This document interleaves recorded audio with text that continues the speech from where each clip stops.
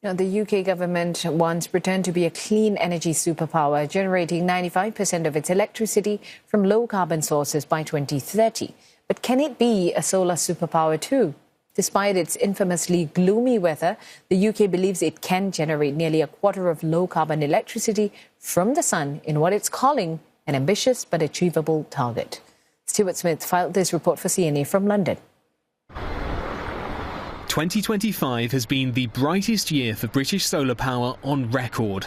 A particularly sunny year, combined with multiple new solar arrays, meant that at one point in May, 40% of the country's electricity came straight from the sun.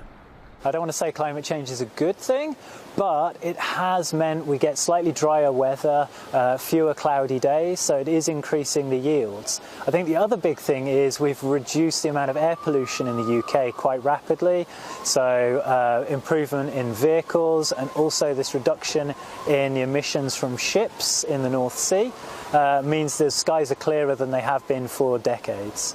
Even on a day like this in November, solar power still meets around a fifth of UK electricity demand.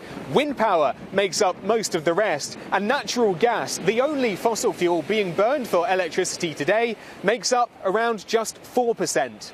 But this mix varies throughout the day. By the afternoon, the sun was back behind the clouds and natural gas ramped up to meet demand.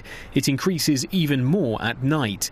And so, in the end, on average, solar only provides 6% of Britain's total energy production a year.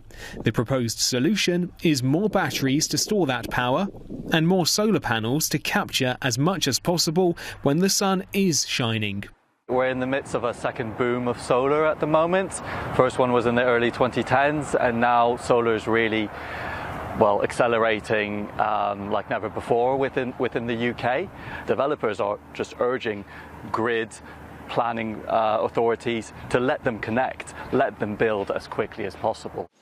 The country can currently capture up to 20 gigawatts under perfectly sunny conditions. The target by 2030 is to be able to capture at least 45 gigawatts, enough to power 9 million homes. But the UK's electricity grid is at capacity, with a huge list of projects waiting to be greenlit. The capacity of assets currently looking to connect to the network is in the range of 700 gigawatts. For context, that is equivalent to the size of the existing network in the country.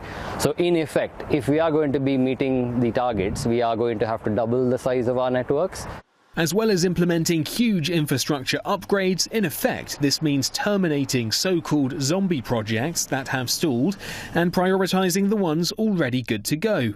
It also means taking seriously a new speculative option that has finally become feasible: solar power from space.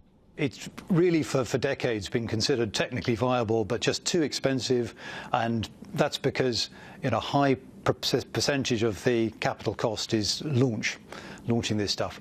And over the last 8 years, the cost of launch has really come down.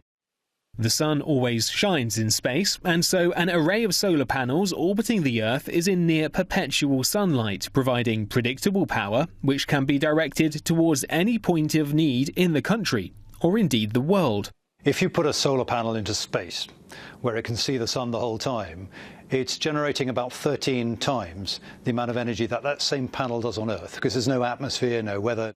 The first prototype is due to be up by 2030, with commercial operations 5 years later. And although the technology is still in its relative infancy, advocates say the potential benefits could make panels in space the final frontier for solar generation. For CNA, I'm Stuart Smith in West Sussex.